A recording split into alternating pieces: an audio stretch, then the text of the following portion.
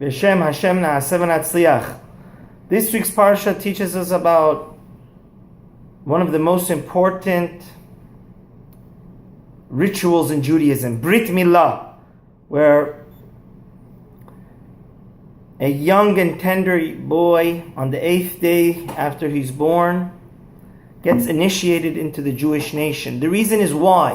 What's the philosophical, ethical, moral lesson behind this? Because if you think about it, how cruel can we be? We take chas v'shalom, we're taking a small baby that has no choice in the matter at such a ripe young age, and we cut the most sensitive and private part that he has. So this covenant that is created in the Brit Milah must be of the uttermost importance. And Nachmanides, the RAMBAN, and it's based on the Zohar, says the idea behind circumcision is a very important one. Because never in the history of mankind were people making such foolish decisions about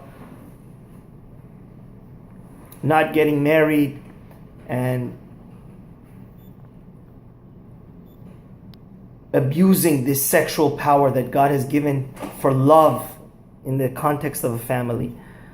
The Ramban says the reason why we do Brit Milah is because the strongest urge after eating and sleeping is the sexual one.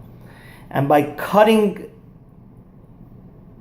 that sensitive area, we're telling the young boy that later when he becomes a young man, he must use his sexual desire for holy and pure purposes, not for self-indulgence and to, God forbid, rape and take advantage of women just for his selfish desires. No.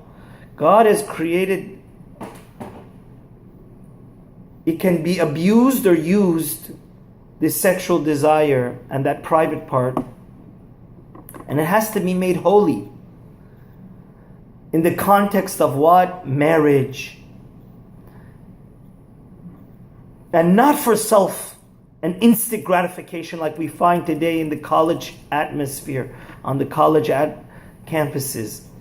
Because just like we Jews, everything we do has to be holy and appropriate and kosher, the most private thing we do in our life, in the bedroom, the sexual urge, also has to be done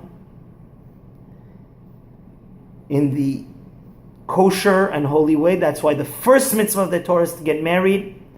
And the Brit Milah is that we're promising God with our blood that we're going to be sexually moral, like Yosef, not to go after married women, not to go and have sex before we're married, but rather to get married, build a family, procreate, and become partners in the creation with God.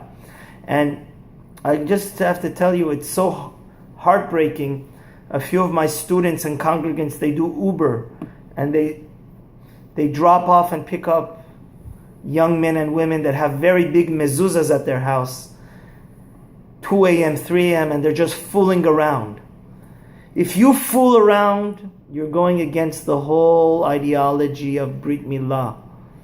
God has created the sexual urge for love between a husband and wife, for building a family, not for narcissistic and self-satisfying and fooling around.